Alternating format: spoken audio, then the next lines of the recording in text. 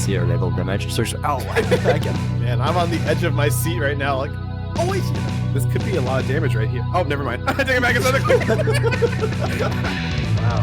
Vortex kick. Vortex kick. Bart's And down. killing that Bart. Gotta be game. Oh, Wow. wow, that's game. Good evening, everybody, and welcome back to Week 4, Charming Division of the WBEL. I am Manta, I am back, and I am here with my co-host, Itomanpr. How you doing this evening, Itoman?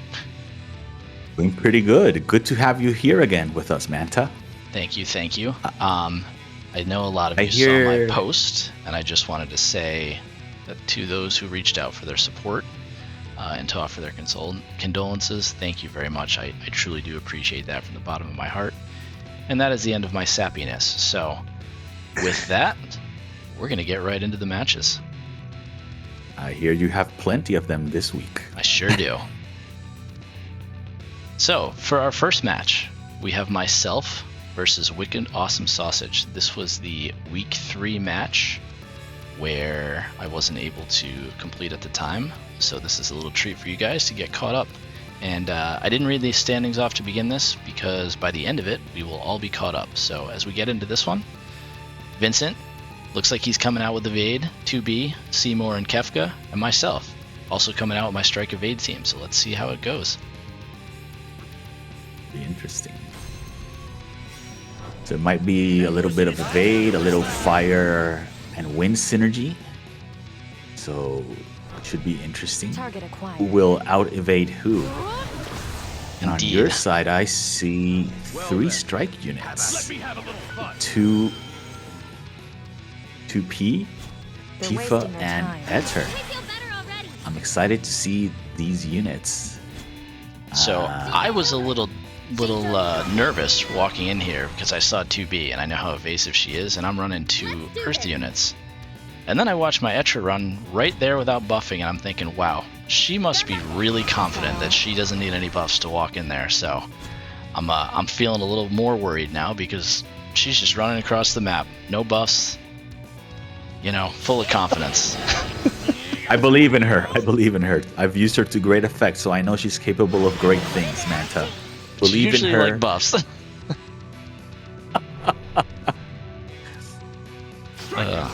So yeah, as you can see from both sides, we're just buffing up the evasion as much as possible, and I think we're finally going to start getting into the action here. So let's see how Miss Confident can do. Oh, just kidding. We're still evading. Not at her.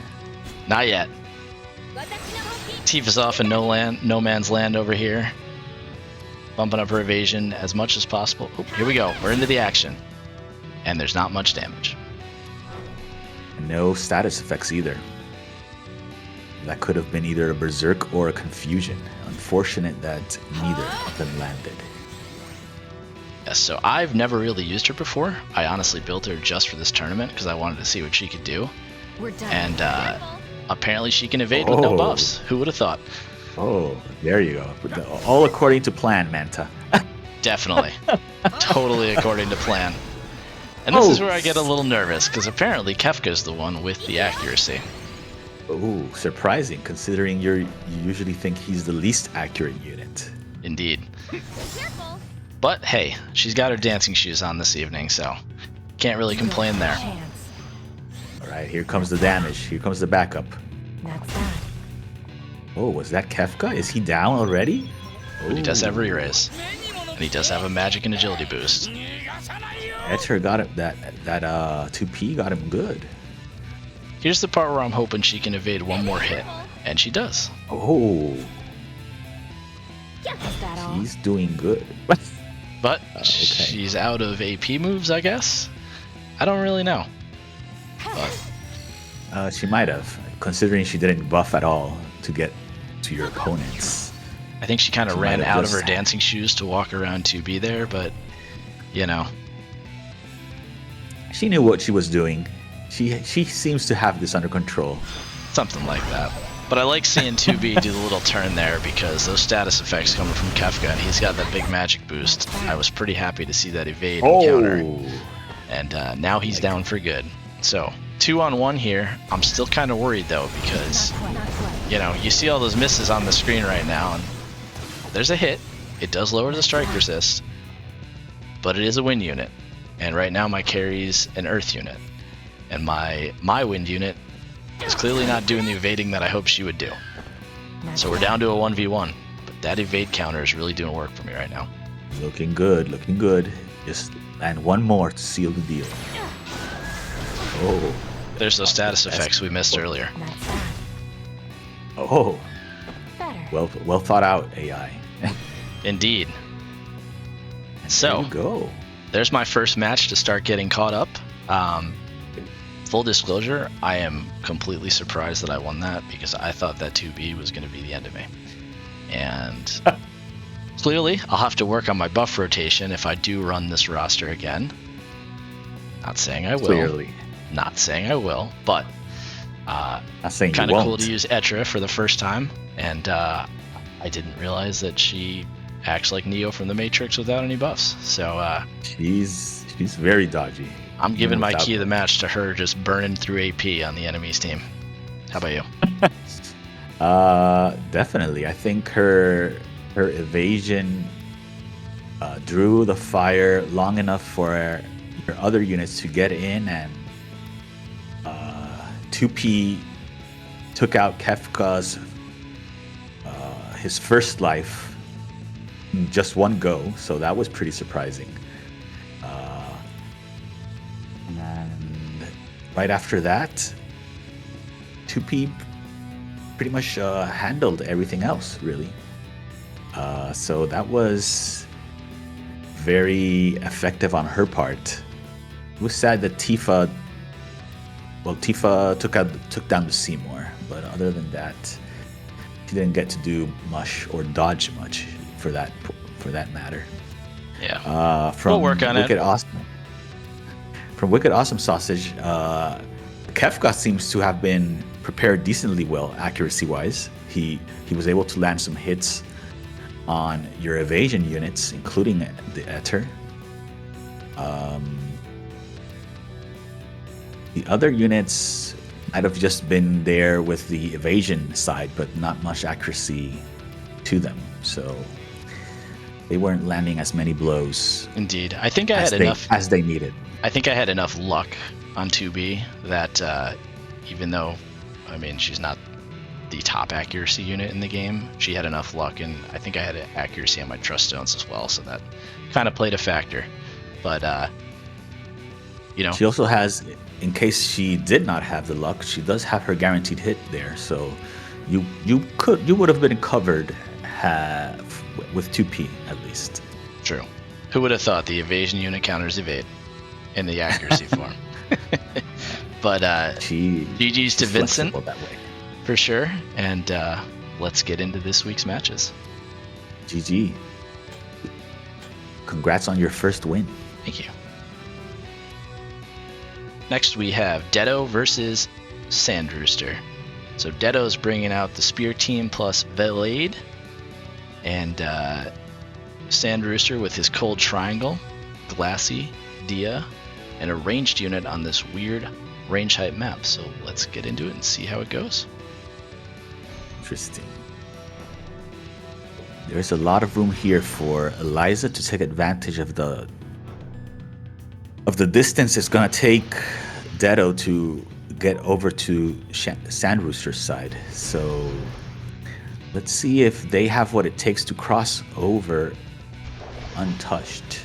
Interesting play so far by Sandrooster here with the Eliza out front. Normally you'd probably want her to hang in the back, so I'm not sure if he's using her kind of as a decoy to try and draw out Detto's units, or if she's just getting in range after one turn, and she can drop the ice resist with her LB, which might not really help the other two units, but there it comes. Cage of Thorns. It's already in range. But only hits the Oberon, and Vlade's right there to back him up, so I wouldn't be surprised if we see a Kira come out here.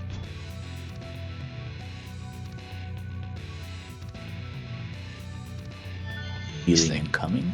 Add the Da on the end, and you get Kirada. Fresh. Oh, and Oberon's thinking, let me just return my LB. LB for LB, an eye for an eye. Wow, that is some big damage right there.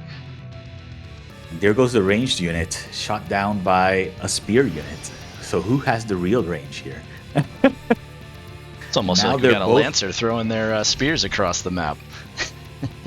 Both of Detto's units now. Actually, all the damage dealers have haste now. So Everybody but it's gonna Valade, be- but even though Valade's not hasted up, I like him in the back row here. Seems safe enough. He's not moving, so that should save him some CT. Indeed. Oh, Glassy goes down. Detto seems to be taking the lead here. This is looking a little tough for Sandrooster right here, right now. I mean, Detto's units have done a good job of staying in place, staying for that agility boost when the units are near each other. It's kind of looking bleak right now. And Oh, the spell. There goes Sandrooster's haste. Ooh. well, turnaround might be coming up here. I wouldn't be surprised if Oberon runs out of haste soon. But, nope, we're not moving in range for full life, so bringing out that ice vitalization.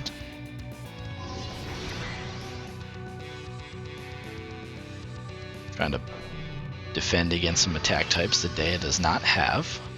Oh, Dea gets her re-raise online. Could play a factor That might- here. That might be clutch.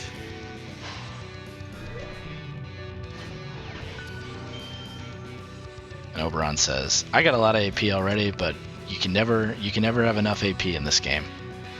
And it looks like Valade is out of buffs, so let's see what Yeah. Dea can do here. Ooh, decent damage. Takes out the AP restore. I like that play Yes, running up, but re-raise remove. Oh no, I'm sorry, I missed that. Valade's in the back, so can he get the Curata off in time? This is it. Oh. One tick. Can you kill him? Oh, you can't. Unfortunate. Ooh. Oh. I thought that counter was going to take him out. I thought That was a real interesting ending there. Man. They all rushed forward, hastened, and then Oberon kind of took a break there for a second. It's like, let me take my time to restore my buffs before I go for a second round. After they took out Glassy. Yeah, for the play of the game there, I think that Eliza running out early and getting one shot, that might have made the difference in that match. If she could have hung in the back and just chipped away at damage while the other two units got in closer and dealt their damage, I think that might have been a different outcome. But like I said earlier in the match, Detto's units stayed grouped together. They got that CT and agility from grouping up, and I really think that was also a key factor in that match. Definitely. Like you mentioned, I honestly didn't notice if Eliza had any movement reduction, but she definitely did overstep her bounds, at least further beyond what you want your ranged unit to be, to where you want her to be. And that exchange between her and Oberon was not equivalent at all. Oberon one-shot her and activated his haste, and Valade healed him, and it was like they were just getting started. So that tipped the scales in Detto's favor. So unfortunate then that Glassy walked over to the opponent's side, and they just took her out on their turf. So that all worked out in Detto's favor, and he was able to outspeed and crush Sandrooster on Detto's terms. So Sure. It's almost as if Oberon said, "How dare you shoot an arrow at me? Here's my revenge." But hey, GG's to both players, and congrats to Detto on the win. GG's, well fought. And for our next match, we have Snatcher against myself. Yes, I realize we're out of order here. You'll see Ito and I's match at the end. We did that one live. But on Snatcher's side, we've got a full Pierce team here with everybody's favorite weirdo, Camillo. And on my side, I don't really know what I was thinking here, but I got a team of Tank Classy, Murmur, and Rob, so let's see how it goes. For our next match, we have Snatcher versus myself. On Snatcher's side, we've got a full Pierce team with everybody's favorite weirdo, Camillo. And on my side, we've got Tank Classy, Murmur, and Rob, so let's get into it. Right. So an all Pierce team. Indeed. And an Ice Pierce team at that, which, you know, Ice Pierce. He's got a good mix of damage here too, because he's got physical ice, he's got magical ice, and he's got light, or I meant to say Pierce, but he's got a light unit who can soak up magical damage. So I'm a little worried for Murmur here, because we've seen how much damage she can do, but if Camillo's just going to get out there and soak up all her damage, it's not going to go well for me. He's pretty good at that. Indeed. That definitely could spell trouble for you. And right there is where I realized my error in initial placement, because I was hoping Murmur would get her haste buff off on Glassy, get Glassy out front, get her to start soaking up damage. But I was too close to her, so she went and casted the TMR buff because she could do the group buff. So at this point, I'm thinking, oh no, Glassy's going to go attack before Murmur can get the haste off, because Murmur might be in range too to deal some magical damage against a pseudo magic tank. So, guaranteed hit nullify.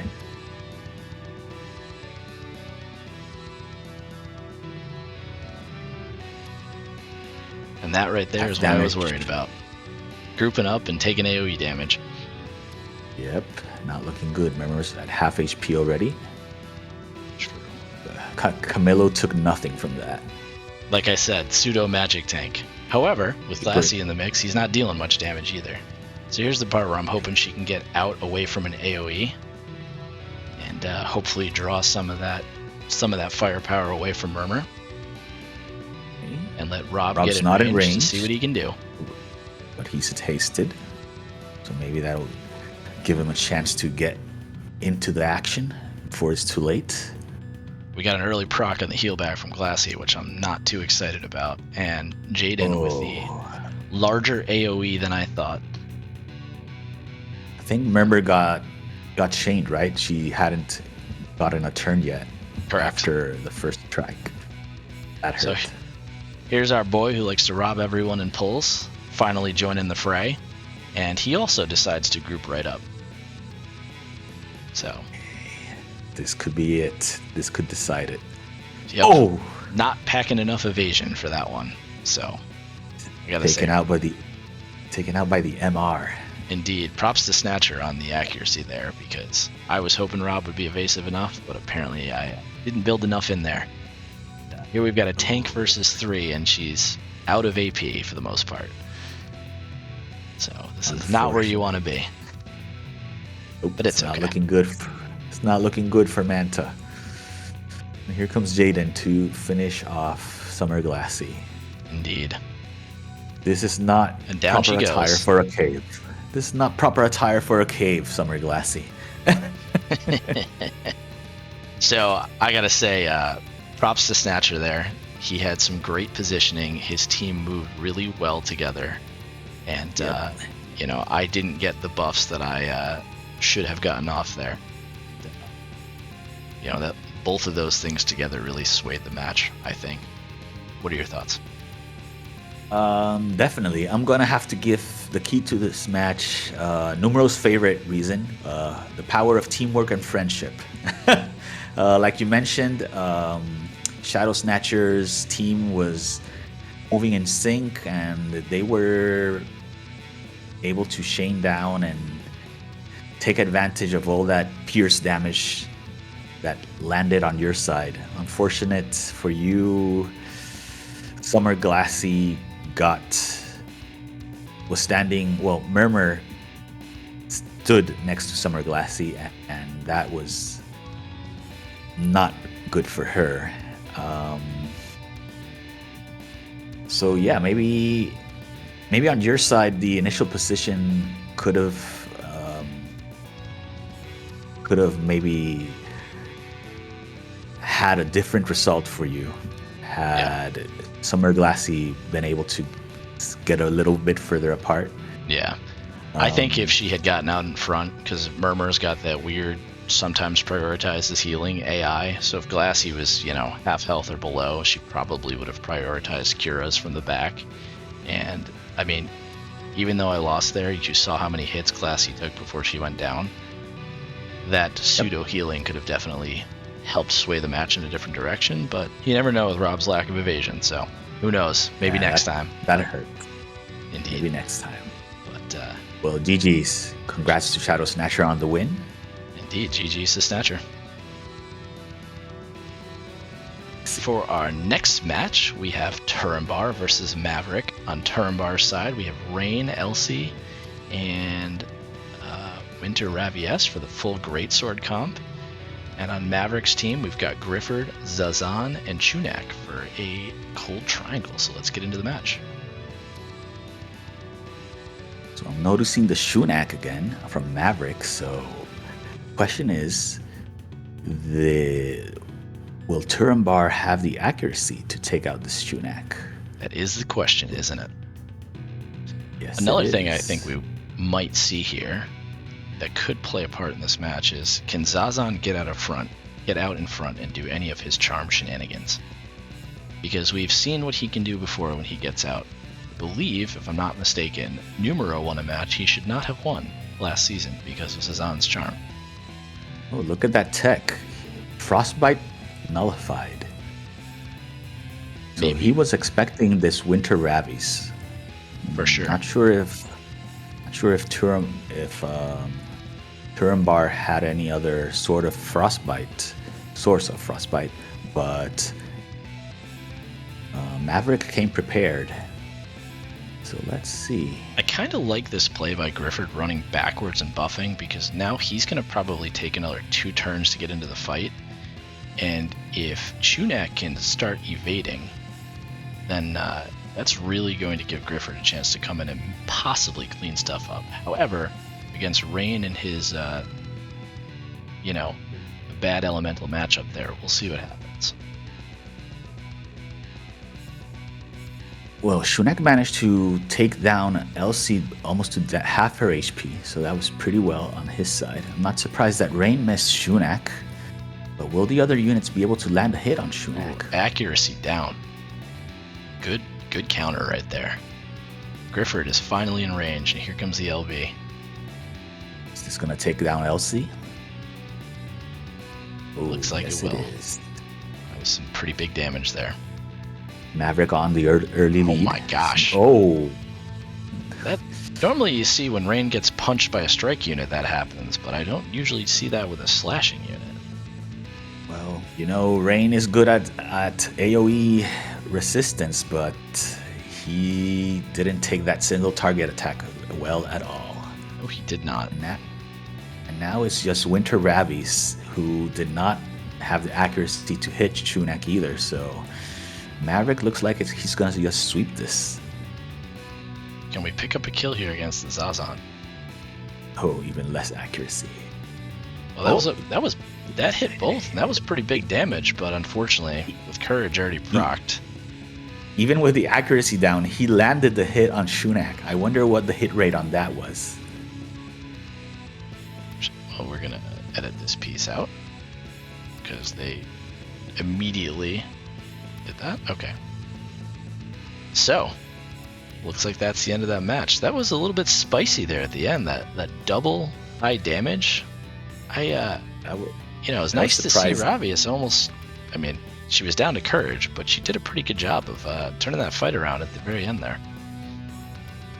She gave it her best shot, and it definitely, surprisingly, it landed on Chunak, who preemptively lowered her accuracy, and she had not been able to hit Chunak prior to having her accuracy lowered. So it was surprising that she did manage to hit, but the accuracy was lowered. So I wonder what the hit rate was on that. Not sure, but that's a good call right there, because honestly, looking back on this fight, you've got clearly these guys were prepared for each other. You had the evasion side lowering accuracy, and then you had the frostbite side packing accuracy. So well matched up. They definitely prepared for each other very well, but I think at the end of the day, the Shunak getting out front, getting some dodges in, and putting out a lot more damage than I usually expected, I'm going to call that my key of the match. What do you think? Definitely. The tech coming from Maverick, he was well prepared for this match in case the frostbite came in. His evasion unit went out front with a good evasion value apparently, and he was disruptive and he was deadly. Shunak landed serious damage on Turambar's side, and Turambar was just playing catch up at that point. So I definitely give the key to the match to Shunak, definitely. Agreed. Well, GG's to both players, and congrats to Maverick on picking up the win. So for our next match, we have LXD92 versus WickedAwesomeSausage, aka Vincent. On LXD's side, we've got Bronwell, LC, and Sweetheart Miranda. On Vincent's side, we have Ramada, Severo, forgot his name for a second there, and A2. So let's see how it goes. That's loud. So we have some light and dark greatsword. Bronwell is a greatsword, correct? She is a greatsword. Although, let's be real, we all pulled her or picked her up just for her TMR. We don't usually see her in anything. Sorry, Bronwell, but maybe you can make a name for yourself today. Well, you could always go to church and repent for being sorry. Yeah. She might appreciate that one. And on WickedAwesomeSausage's side, we have Water and Ice. So who will take the lead here? Light and dark resist up there. Looks like Vincent might have been expecting something along these lines. I know we typically talk about our cold and warm triangles, but our light and dark team here is pretty cool to see in action as well. So I'm excited to see how they perform and to see if they can break through this light and dark barrier that just got cast by Severo. Let's see. A2's buffing up her defenses here. It's an all-physical team. Or I'm sorry, it's not all physical. There's magic right there. There's magic. But you always like to see a spear thrown across the map. Always be a fan of that one. I was noticing there are no ranged units in the traditional sense, but Ramada just shot her spear from across the map, so... Well, last I checked, Javelin is an Olympic event, so close enough, I guess, right? Oh, there you go. A2 There's A2. Sustain there. Definitely helping Ramada out. Took out the haste on Elsie. That is not how you want to group up for that. Oh, not good. I don't think I have Miranda, ever seen this limit break before. 11,000. Wow. Oh, Severo is out. I mean, it's just an SR unit, but, still a big number. Indeed. He never casted his haste and courage, so... that might have been pretty helpful in that situation, but unfortunately, didn't get it off. However, at this point, Bronwell versus the world, I like Vincent's chances here, especially with A2. Yep, definitely. Bronwell's soaking up that damage pretty well, and she's got AP for days, so if she can get a big great slash or something like that, and she's heal back, getting some heal back here, she might be able to turn this fight. Interesting. Went for a jump. This is gonna hurt. Poke? Just poking it. And another poke. Wow. Oh. More big damage. Apparently she's not good on her Pierce res.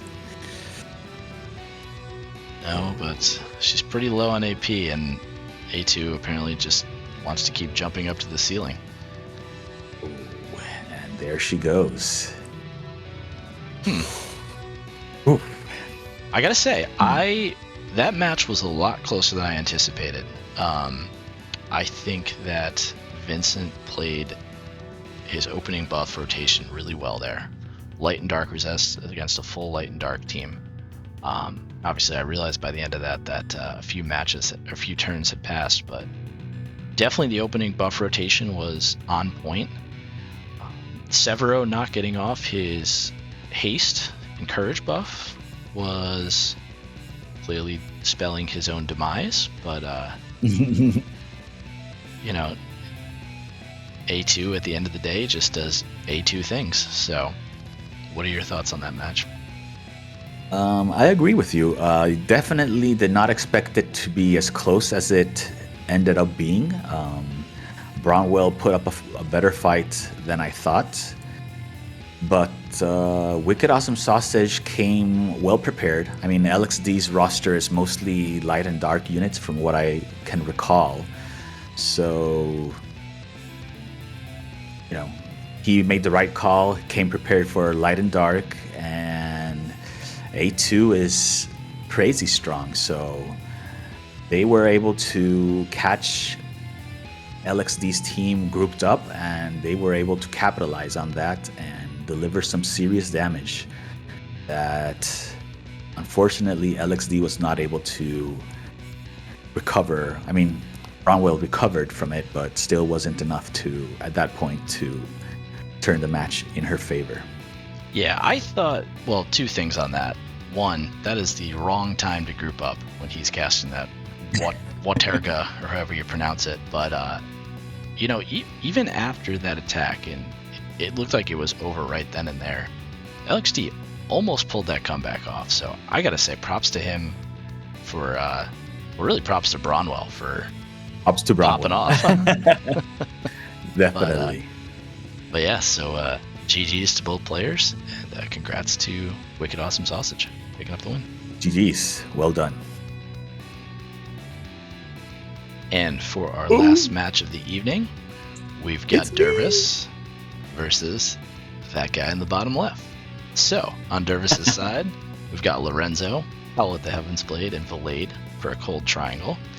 And on Itoman's side, we've got 3 units that are not at a multiple of 5 that make my brain hurt. So let's get into the match and see how it goes. So right off the bat, this is one of the comps I was expecting. I was terrified of that Ice Howlet. I wasn't sure I had anything good for any of the possible roster combinations Dervis had, so I came in ready to roll the dice. I brought in Mustario, I brought in Margaret, and I said, let's let RNG take control of this match. Good old Mustard. So, Padfoot, but I don't think his jump is 2, so I'm guessing no bow tie. Yes, bow tie, actually. Oh, there is a bow tie. He has a passive that increases his jump. Ah. Well, I don't have him, so I wouldn't know. But so that's the approach I took with him. I wanted him to be slowly with low hate and hopefully get some various shots at the enemy to hopefully land some status effects. Like a Petrify? If I'm not mistaken, he has that in his kit. He has that. It's just a 10% chance of landing, so I went for something more reliable, like his... I had his leg shot and his arm shot active, so hopefully I would be able to get immobilize or disable. You really like disable in that matchup. But I know something you also like, and that's charm. I'm surprised I didn't see it there. Subtly can nice be damage from Mustard. Oh, wait, just kidding. He was already hit once. And this is the one thing I'm concerned about is Howlet. We're going to lower that volume a little bit. Howlet coming in doing ice things to you, but Subtly tanked that pretty well. That was a pretty good tanking job by Subtly, your humble preacher over there. Oh, you know, he has a lot to indoctrinate his opponents on. Indeed. Now I'm starting to wonder, I'm thinking Dervis has good prep in terms of his trust stones because Mustadio is not landing anything on Lorenzo. Lorenzo's taken out, but now it's big. Wow, that is hanging on wall by a to thread overcome. right there. But what I'm surprised is Wbel Sadali gonna took do? a second hit. Is he going to be offensive Surprised. or is he going to go for a full life? And full life it is. And it lands. But you got 2 Now turns in a he- row here, so I don't know if This is the important RNG roll, and I get it. Berserk. Wow. I get it. Impressive. Don't tell me And there's a right charm now- coming at some point just to, pour salt in the wound, is there? Right now, I'm feeling pretty good. Yeah. And I would say so. Mustadio says, "Well, I can do things besides status effects. I can kill." That was a very quick turn on that match. Wow, impressive. Seems like at this dice- point it's just a matter of time. The dice. Now that Valade already used his full life, so now it seems like it's just a matter of time, really. Seems like he's going for let's go to turns on that one, but man, now you're really just pouring salt in the wound. So I'm breathing a sigh of relief at this point. Thought he was going for the LB there, not gonna lie. As I saw that RNG animation is- start. I know, right? It kind of froze down there. It's like, are you going to use the limit burst now? Uh-oh, no crits. No crits. Not that I need them. But Blade, on his berserking rage, manages to kill Sadali. But Sadali Pops you with a came back. stick. Oh my god. There's a disable. This is just not fair. Oh man. And poison. Sorry, Wow, Dervis. And poison. Okay. I'm sorry, The sherry on Dervis. top. I'm sorry, Dervis. I don't even have any words for all those status effects. I mean, congrats on not getting charmed. That's about the best I got there. So I think it's worth mentioning that Dervis came in really well prepared on the status effects side. Obviously, he just got a bad roll this time. We did a quick rematch right after this, our first fight, and surprisingly, Sadali opened with his limit burst on that second fight, and that led to Sadali having a different positioning and a whole set of consequences that led to my demise in that second try. So it's pretty interesting, how the AI works. Dervis pointed out that sometimes units like Sadali take different decisions when they know that status effects will land, like Yes. Sadali's charm. So apparently it wouldn't have landed on our first match, which ended up playing up in my favor. So that was pretty interesting to watch. But yeah, other than that, Margaret had her higher Berserk chance passive active, so that's how she managed to get through the Trust Zone res that Dervis brought for Berserk. And at the end of the day, RNG smiled for me today, but you never know what happens tomorrow. So He may frown on you next time. yep.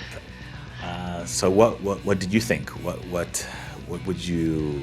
Well, I have 2 comments here. So number 1, I'm going to give the key of the match to the lovely lady who's on the screen right now. Her berserk on Howlet really turned the tide in that fight. But watching that match progress and what do they call it? When the floodgates open, it was like once that first status effect landed, the dam broke and here comes the rest of them. So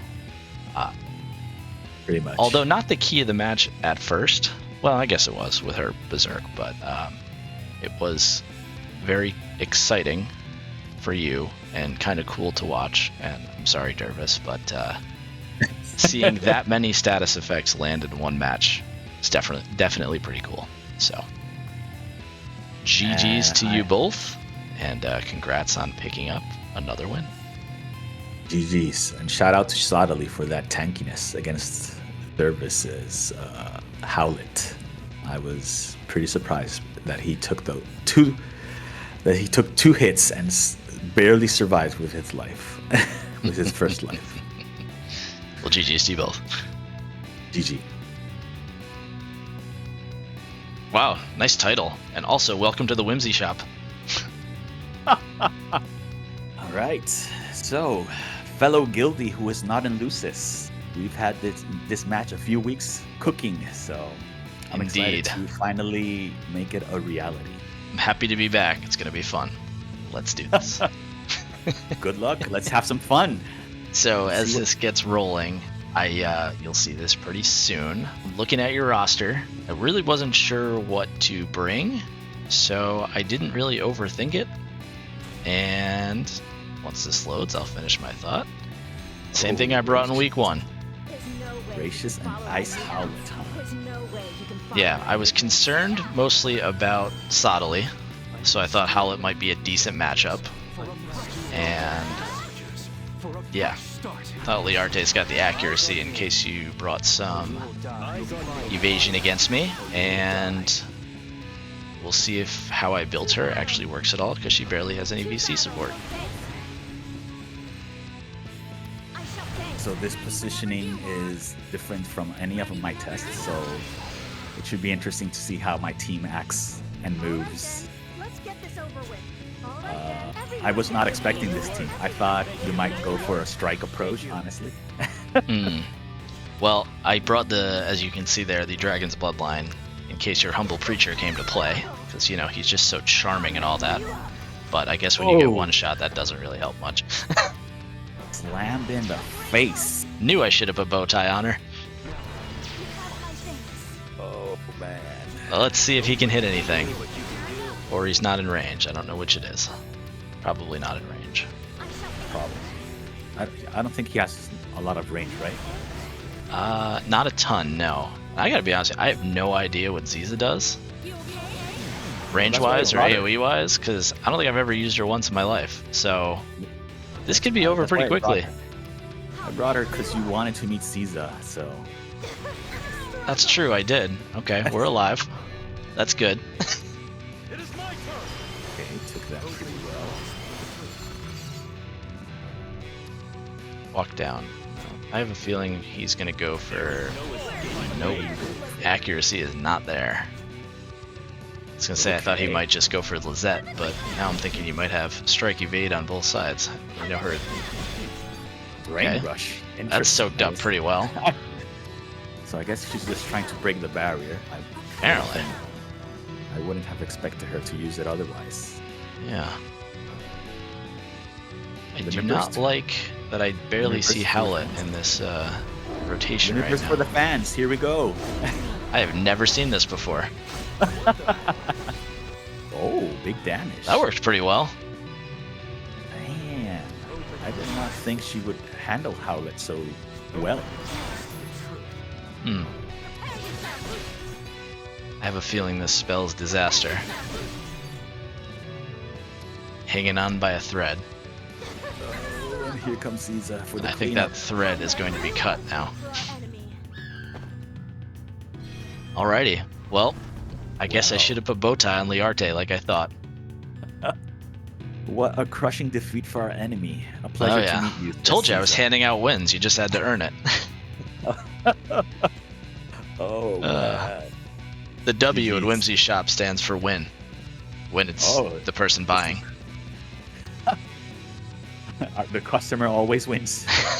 Something like that. Well, GG, nice prep.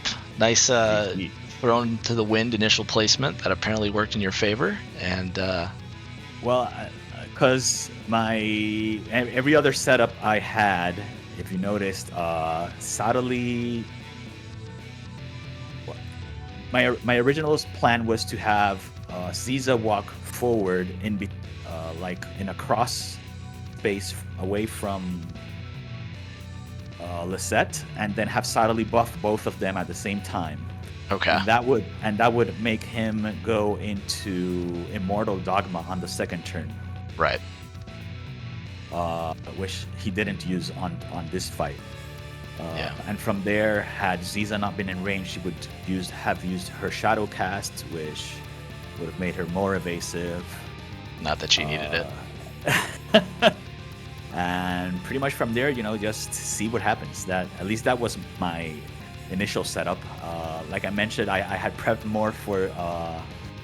I had Ice Res on Subtly just in case the Howlet came, but other than that, I came stacking a lot of Strike Res, particularly on Subtly, which is one of his biggest weaknesses. Yep.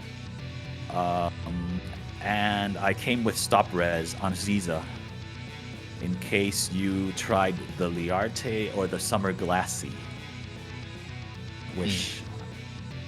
So that was pretty much the prep.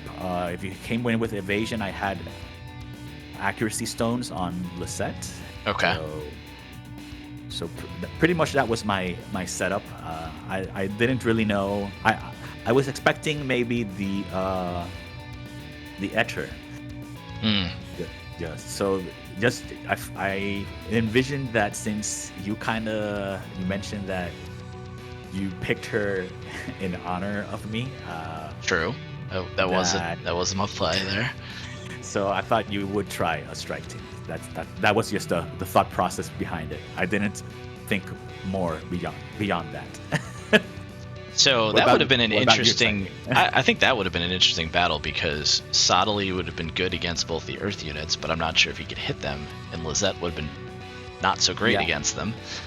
So, kind of the ebb and flow of advantages there, but I rolled a trust zone passive that I had never rolled before, which was Doom. So I brought Doom Res on Ziza. I mean, it probably wouldn't have. Still would have been a very high chance had Etcher been unable to hit her and try the countdown on her.